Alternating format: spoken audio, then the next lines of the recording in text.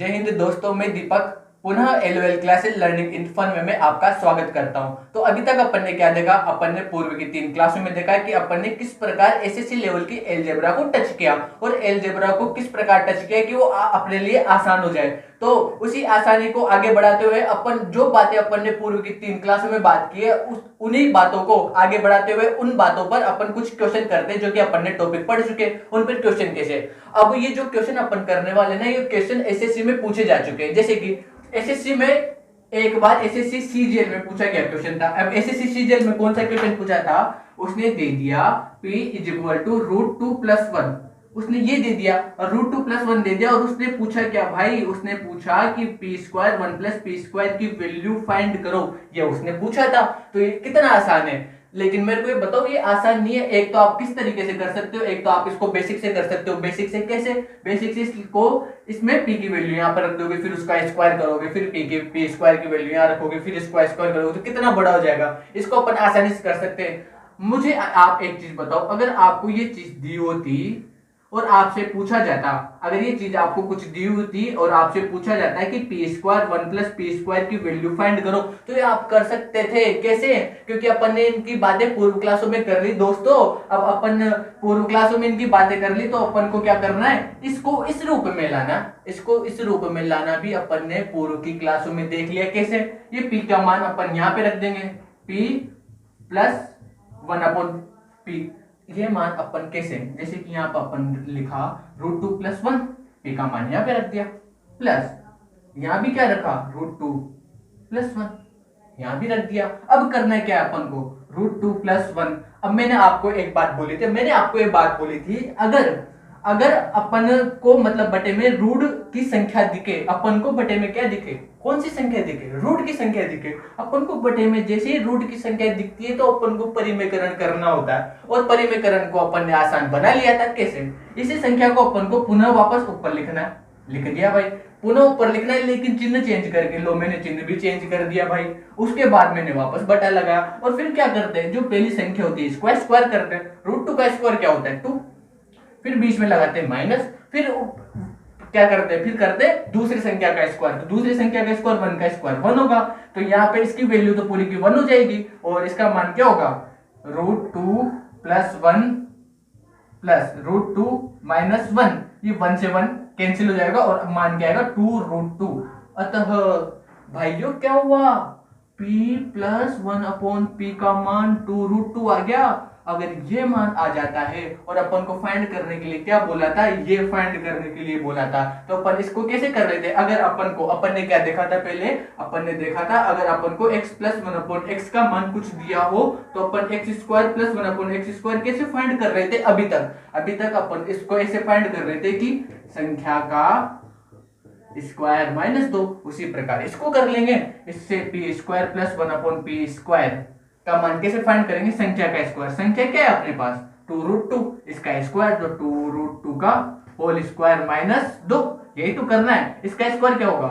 4 × 2 -2, तो 8 - 2 बोले तो 6। अर्थात अगर अपन को p = √2+1 दिया हो तो अपन इसको दो तरीके से हल कर सकते हैं। या तो इसका मान इसमें पुट कर देंगे, या फिर अपने पास है कि p से पहले ये वाली सिचुएशन लाएंगे, फिर इस वाली सिचुएशन से ये वाली सिचुएशन लाएंगे और अपना आंसर निकाल लेंगे। इसी प्रकार अपन एक और सवाल देखते हैं। आइए देखते हैं।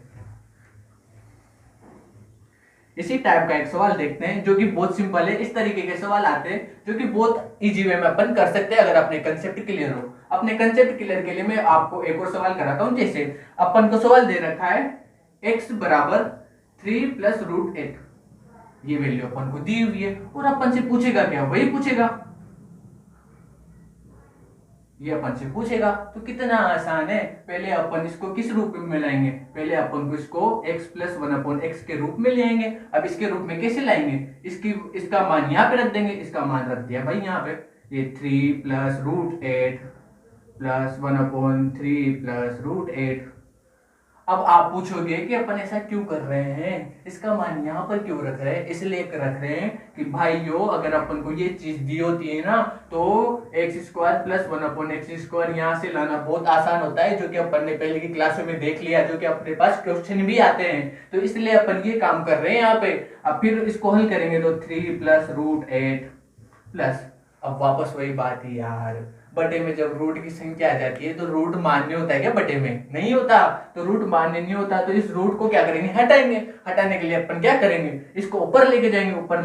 ऊपर जैसे लेके जाएंगे बोले तो परिमेयकरण करेंगे। परिमेयकरण अपन ने करना बहुत आसान तरीके से सीख लिया था। इसको ऊपर लेके जाएंगे, बस क्या करेंगे? चिन्ह चेंज कर देंगे और नीचे क्या करेंगे? पहली संख्या का स्क्वायर जो कि 9 होगा, 3 का स्क्वायर, फिर क्या करेंगे? बीच में माइनस लगाते हैं, फिर क्या करते हैं? दूसरी संख्या का स्क्वायर क्या होगा? 8, और इसकी वैल्यू तो 1 हो ही जाएगी, तो इसका मान क्या होगा? 3 + √8 प्लस 3 - √8 हो गया। √8 से √8 खत्म, और इसका मान क्या जाएगा? 6। इसका मतलब समझे, अपने पास 6 किसका मान आया? x + 1/x का मान क्या आया? 6 आया। और इससे अपन क्या ला सकते हैं? ये ला सकते हैं। कैसे ला सकते हैं बोले तो संख्या का स्क्वायर -2। अब संख्या क्या है अपने पास? 6 का स्क्वायर कितना होता है? 36 -2, तो इसका आंसर क्या होगा? 34।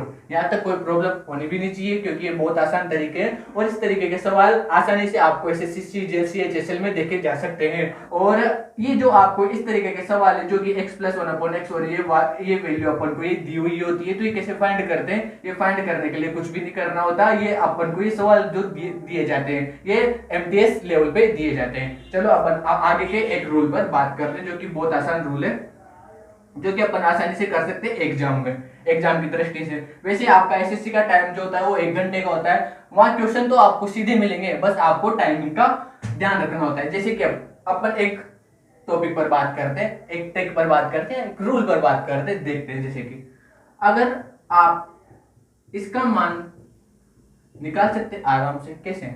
आपको a + b का होल स्क्वायर का फॉर्मूला पता है? a² + b² + 2ab। उसी प्रकार इसका फॉर्मूला भी क्या होगा? पहली संख्या का स्क्वायर बोले तो a², तो इसका स्क्वायर a होगा, इसका स्क्वायर b होगा, +2 और √a × √b। तो इसको अपन कैसे लिख सकते हैं? a + b + 2 रूट की संख्या को अपन अंदर लिख सकते हैं, a और b होगी, आराम से हो गई है ना। उसके बाद अपन क्या करते हैं? उसके बाद अपन करते हैं, अगर मैं इस 2 को इधर लेके जाऊं तो ये किस में बदल जाएगा? ये रूट में बदल जाता है, जो कि अपन ने देखा हुआ है, √a + √b, जो कि सभी को पता भी होगा कि जैसे स्क्वायर इधर जाता है वो किस में बदल जाएगा? वर्गमूल में, बोले तो रूट में, ये वाला। अर्थात कहने का मतलब क्या है? अगर आपको इस रूप में कोई चीज दिखी हो, किस रूप में? अगर आपको इस रूप में कोई चीज दिखी हो, अगर इस रूप में कोई चीज आपको दिखे तो डायरेक्ट आप ये चीज लिख सकते हो। क्या बोला मैंने बोला अगर आपको इस रूप में कोई चीज दिखे तो डायरेक्ट आप उसको ये लिख सकते हो। जैसे मैं आपको एक सवाल देता हूँ, सवाल जैसे कि क्वेश्चन की बात करते हैं अपन। आपको क्वेश्चन दिया हुआ है, 7 + जैसे कि ये सवाल 7 + 2√12 का वर्गमूल निकालें।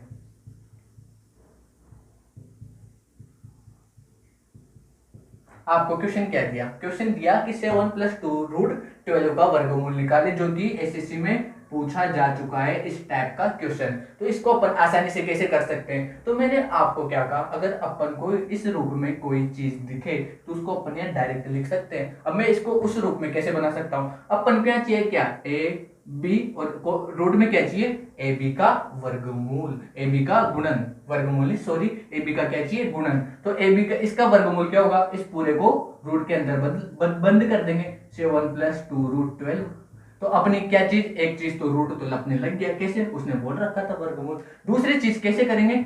7, तो 7 के इस प्रकार के अपन को टुकड़े करने हैं कि उन दोनों संख्याओं का योग तो 7 आए और उन दोनों संख्याओं का गुणन 12 आए। तो कैसे? 7 की अगर मैं 3 और 4 दो संख्याएं लूं तो 3 और 4 का अगर योग करेंगे तो क्या होगा? 7, और 3 और 4 का अगर इनटू करेंगे तो क्या होगा? 12। तो मैं क्या कर दूंगा यहाँ पे? 7 को 3, 4 + 2 रूट और 12 को क्या लिख दूंगा? 3 × 4। यही रूप बन चुका है क्या? हाँ, a 3, b 4, 2 का 2, फिर रूट, फिर a की जगह 3 और b की जगह 4। मैंने क्या बोला था, अगर आपको ये रूट दिया हुआ हो तो अपन इसको डायरेक्ट क्या लिख सकते हैं, root a plus root b। तो मैं डायरेक्ट यहाँ से आंसर क्या लिख दूंगा, √3 प्लस √4।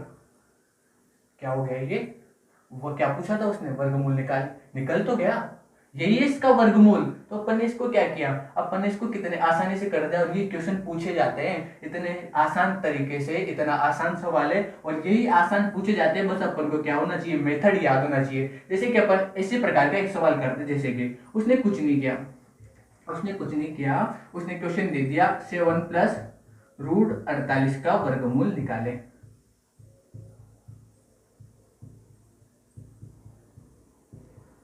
ये क्वेश्चन उसने दे दिया।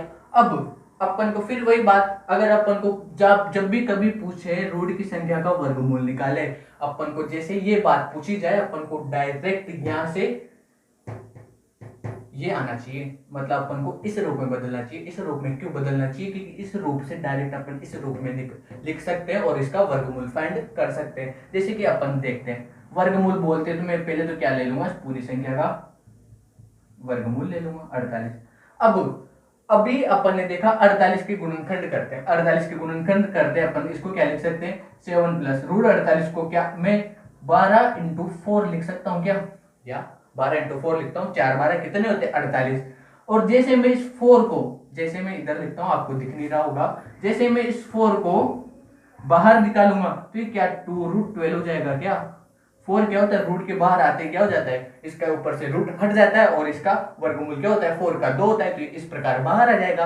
और ये जैसे ही बाहर आ जाएगा तो क्या ये वाला सवाल अपन ने पहले किया हुआ है, हाँ यस, ये वाला सवाल तो अभी जस्ट अपन ने किया था, जिसका आंसर क्या आया था, √3 प्लस √4, जो कि आप वीडियो को पीछे करके भी देख सकते हैं। अब अपन अगले सवाल पे बात करते हैं इसी टाइप के।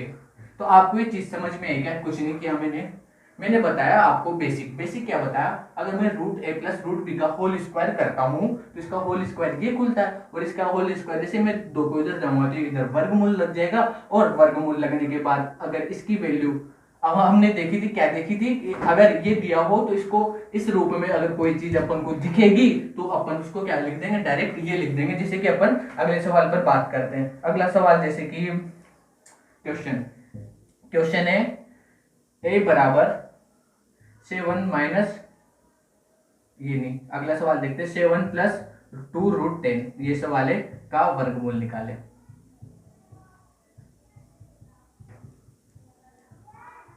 इसी टाइप का एक क्वेश्चन है। अब इसी टाइप का क्वेश्चन को डायरेक्ट क्या करेंगे, जैसे अपन को ये बात बोली जाए कि अगर अपन को कोई भी रूट की संख्या दी हो और उसका वर्गमूल निकाले, तो सबसे पहले तो अपन को लगा देना है रूट, लगा दिया भाई, अपनी एक स्टेप तो क्लियर होगी। दूसरी स्टेप की बात कैसे करेंगे अपन को इस संख्या के ऐसे टुकड़े करने हैं जिन दोनों का योग कितना है 7 और दोनों का गुणन कितना है 10, तो मैंने 7 को इधर ले लिया है ना। 7 को इधर लेने के बाद इनमें अगर 5 और 2 को लूं तो 5 और 2 का योग क्या होता है 7 होता है, और 5 और 2 का गुणा क्या होता है 10 होता है। तो यही तो करना है, यहाँ पे रखना क्या है अपन को, 5 प्लस 2 2√5 इंटू 2, तो क्या ये वाला बन गया क्या अपने, ए की वैल्यू 5 हो जाएगी, बी की वैल्यू 2 हो जाएगी, 2 की जगह 2 है ही, 5 ए की वैल्यू और बी की वैल्यू 2, तो इसका डायरेक्ट आंसर क्या होगा √5 प्लस √b, जो कि अपन ने कहाँ से देखा, यहाँ से। लेकिन भाइयों ये तो अपन ने सीखने के लिए, सीखने की दृष्टि से देखा हुआ है। क्वेश्चंस कैसे आते हैं, अगर आप हाई लेवल का एग्जाम जैसे कि एसएससी का दे रहे हो, जो कि सवाल तो बहुत सीधे पुट करता है, लेकिन टाइमिंग कम होने के चक्कर में वो कैलकुलेशन वाले सवाल अपने लिए डालता है। तो कैलकुलेशन वाले सवाल कैसे, अगर आप ये सवाल देखेंगे अपने पेपर में कैसे, अगर उसने दिया हुआ है, जैसे कि उसने सवाल दिया हुआ है आपको एज इक्वल टू क्या दिया हुआ है 7 माइनस या 7 प्लस 4√3, उसने क्या सवाल दिया हुआ है, ये सवाल दिया हुआ है, और ये सवाल दिया और उसने पूछा क्या है a⁻1/2 प्लस a⁻−1/2। अगर उसने ये पूछा हुआ है तो आप क्या करेंगे, अगर उसने ये पूछा है आपसे तो आप जैसे ये देखेंगे ना, तो पहले तो आप क्या करेंगे, a की वैल्यू यहाँ रखेंगे, फिर a की वैल्यू यहाँ रखेंगे, फिर आप कंफ्यूज हो जाएंगे और आप इस सवाल को छोड़ देंगे, आप इसको अटेम्प्ट ही नहीं करेंगे। लेकिन इसका अपन ने कितना सीधा तरीका देखा, जैसे कि a⁻1/2 को अपन √a लिख सकते हैं, हाँ लिख सकते हैं। a⁻−1 को मैं a/√, ए लिख सकता हूँ क्योंकि अगर ए की पावर -1 हो तो इसे अपन 1/a लिख सकते हैं। जैसे ये माइनस प्लस में बदलेगा तो ये क्या हो जाएगी, संख्या बटे में हो जाएगी। उसी प्रकार अपन ने ये कर दिया। 1/2 का अर्थ क्या होता है, रूट होता है। 1/2 का अर्थ क्या होता है, रूट होता है। अब अपन आगे बढ़ते हैं, अपन को कुछ नहीं करना है, ये वैल्यू यहाँ पे रखनी है। तो जैसे मैं ये वैल्यू यहाँ पे रखूंगा, से 1 + 4√3 रख दी। जैसे ये वैल्यू यहाँ पे रखूंगा, इधर जाएंगी तो ये वैल्यू यहाँ क्या रखूंगा, 7 + 4√3। अगर मैं इस 4 को जैसे कि अगर मैं यहाँ 4 है, अगर मैं इस 4 को रूट में लिखूं तो क्या मैं इसे √4 × √4 लिख सकता हूँ, आराम से लिख सकता हूँ। इस √4 की वैल्यू में अगर आप देखें तो इस √4 की वैल्यू क्या होती है, 2, और इस √4 को अपन ऐसे लिखते हैं तो इसे क्या 2√4 लिख सकते हैं। तो मैं क्या 4 की जगह 2√4 लिख सकता हूँ। जैसे कि ये 7 + 2 √4 जैसे अंदर जाएगा तो इससे मल्टीप्लाई होगी, क्या हो जाएगा 12। ये कुछ भी नहीं किया अपन ने, इस 4 को क्या लिख दिया अपन ने, 2√4, जो कि अपन ने यहाँ पे देखा। यहाँ पे देखने के बाद अपन को इसकी वैल्यू यहाँ रख देंगे, जैसे कि 7 + 2√4, 4 को अंदर जैसे लेके जाऊंगा तो 4 × 3, उसी प्रकार यहाँ भी हो जाएगा 7 + 4 2 4√3 हो गया। अब ये होने के बाद अपन को सवाल कितना आसान हो गया, 7 + 2√12, ये तो रूट में, प्लस 1/7 + 2√12, ये भी क्या हो जाएगा, रूट में हो जाएगा। तो इसकी वैल्यू अपन ने पहले देखी हुई है भाइयों यार, अभी जस्ट तो देखी थी, √3 + √4, इसकी भी तो देखी थी ना, √3 + √4। उसके बाद क्या करना, उसके बाद तो अपना सवाल ही हल हो गया, उसके बाद तो कुछ भी नहीं करना। ये संख्या क्या होगी, बटे में आएगी। बटे में आने के बाद इसका क्या करना रहता है, परिमेयकरण कर देते हैं। √3 + √4, जैसे परिमेयकरण करेंगे इस संख्या को ऊपर लिखना है, बस क्या करना है, चिन्ह बदल देना है। लो भाई चिन्ह बदल दिया। जैसे अपन चिन्ह बदलते हैं तो नीचे की संख्या का क्या करते हैं, पहली संख्या का क्या करते हैं, स्क्वायर, तो ये 3, और दूसरी संख्या का क्या करते हैं, स्क्वायर, तो -4। तो √3 + √4, इसकी वैल्यू -1 आएगी। तो जैसे -1 ऊपर जाएगी तो ये बड़ी संख्या तो आगे आ जाएगी और ये पीछे चल जाती है। √3 से √3 और √4 को कितना होगा, 2√4। √4 को अपन क्या लिख सकते हैं, 2, तो 2 × 2, तो इसका आंसर क्या हो जाएगा, 4 आ गया आंसर। कितना सिंपल है, कुछ भी नहीं करना। अपन ने ये हल किया इसलिए अपन को बड़ा लगा। अगर अपन इसको चुटकियों में भी कर सकते हैं मुंह से, कैसे, कुछ भी नहीं करना, ए की वैल्यू यहाँ पे रखनी है, ए की वैल्यू रूट है, इसकी वैल्यू यहाँ रख देंगे। इसका मान अपन को पता है कैसे, बस इसके इस संख्या के ऐसे टुकड़े करने हैं अपन को, इस संख्या के ऐसे टुकड़े करने हैं कि ये किस में बदल जाएगी, ये किस में बदल जाए, उस वाले फॉर्मूले में। वो वाला फॉर्मूला क्या था अपने पास, a + b + 2√ab, इसमें बदलना है। इसमें बदलने के लिए अपन को क्या करना है, यहाँ पर जो संख्या है उसके ऐसे टुकड़े करने हैं कि उसका योग तो क्या आ जाए, 7 आ जाए, और उसका गुणन क्या आ जाए, 12 आ जाए। तो उसका मान कितना है, 3 और 4। तो बस अपन ने इसका आंसर क्या लिख दिया था, इसका जैसे कि √a + √b लिखा था, इसका क्या लिख दिया था, √3 + √4, और वैसे का वैसे हल कर लिया, क्योंकि अपन डायरेक्ट मुंह से भी कर सकते हैं यहाँ से आसानी से। तो आप 1-2 बार प्रैक्टिस करें, आपको ये आसानी से समझ में आ जाएगा। इसी तरीके से अपन एक और क्वेश्चन की बात करते हैं। तो वो क्वेश्चन क्या है, आपको क्वेश्चन ये दिया हुआ है। अब आपको कुछ नहीं करना, आपको इस संख्या के ऐसे टुकड़े करने हैं कि उन दोनों का योग तो क्या आ जाए, उन दोनों का योग तो 5 आ जाए, और उन दोनों का गुणन क्या आ जाए, 6 आ जाए, तो 5 है। 5 के में ऐसे टुकड़े कर दिए मैंने, 2 और 3, इन दोनों का योग क्या आ गया, 5 आ गया, इन दोनों का गुणन क्या आ गया, 6 आ गया। तो मैंने लिख दिया यहाँ पे, क्या लिख दिया, यहाँ पे 2 लिख दिया, यहाँ पे 3 लिख दिया, क्योंकि दोनों का योग क्या है, 5 है। और इसकी जगह क्या लिख दूंगा मैं, 2 × 3 लिख दिया। कोई दिक्कत है यहाँ पे, नहीं है। इसको भी ऐसे ही कर देंगे, यहाँ पे 2 + √3 + 2 × 3 लिख दिया। अब क्या हुआ, ये अपने वही तो आ गया, वही वाला, कौन सा वाला अभी देखा था वही आ गया। इसकी मान क्या होता है, इसका मान होता है √a + √b। इसका मान क्या हो जाएगा, √a + √b बोले तो a का मान क्या है, 2, और b का मान क्या है, √3, प्लस इसका मान भी क्या होगा, √2 + √3। अरे आ गया। अब तो क्या करना है, बटे में कोई भी संख्या होती है तो उसका करते हैं परिमेयकरण।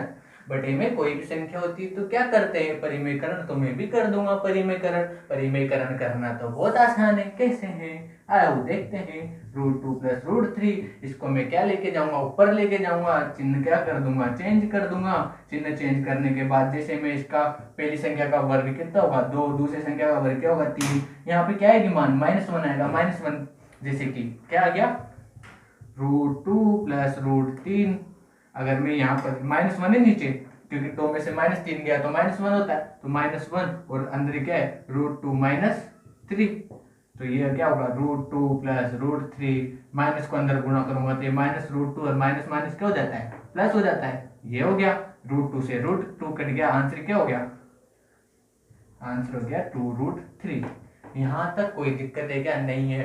अब अपन एक और रूल पे बात करते हैं। ये सवाल आप प्रैक्टिस करेंगे, जितनी अधिक प्रैक्टिस करेंगे आपको उतनी आसानी होगी सवाल करने में। बहुत ये मतलब आपको लग रहे होंगे मुश्किल, लेकिन ये मुश्किल है नहीं। आप एक या दो बार प्रैक्टिस करेंगे आप ये आसानी से कर सकते हैं। अब अपन नेक्स्ट रूल की बात करते हैं। नेक्स्ट रूल जो कि अत्यंत महत्वपूर्ण है, अत्यंत महत्वपूर्ण रूल, जैसे कि आप सब जानते भी हैं या नहीं भी, कुछ स्टूडेंट जानते हैं कुछ स्टूडेंट नहीं जानते। इसकी जो वैल्यू होती है, इसकी वैल्यू क्या होती है a + b + c, a² + b² + c² -ab - bc - c। ये वैल्यू होती है किसकी, इसकी होती है। अगर आपको ट्रस्ट नहीं है मेरी बात पे, आपको क्या नहीं है ट्रस्ट नहीं है मेरी बात पे, तो इसको आइए हल कर लेते हैं अपन।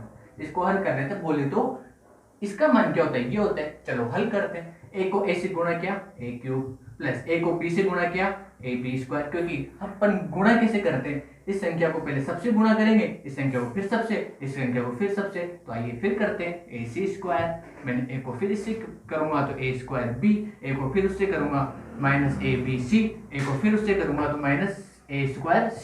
उसी प्रकार b से करूंगा तो +b³ प्लस b को वापस उससे करूंगा किससे b² b³ इससे हो गया b² a bc² -ab² b² c -abc।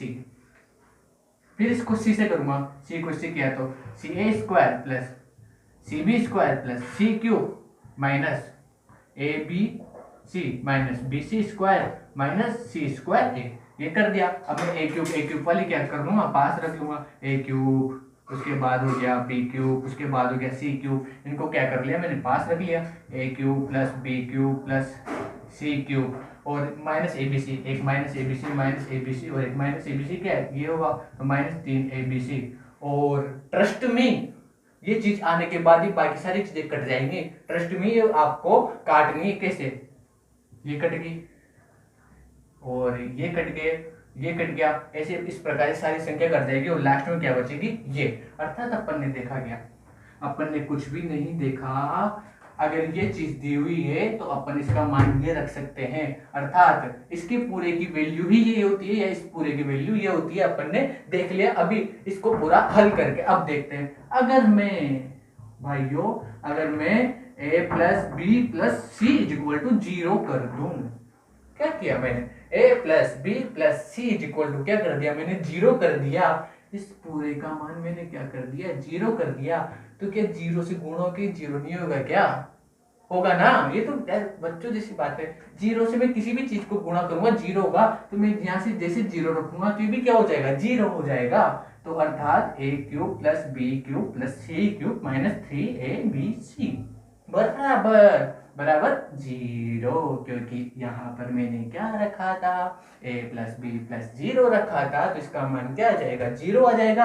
अर्थात मैं कर दूंगा a³ + b³ + c³ बराबर 3abc। ये इसका मान आ गया।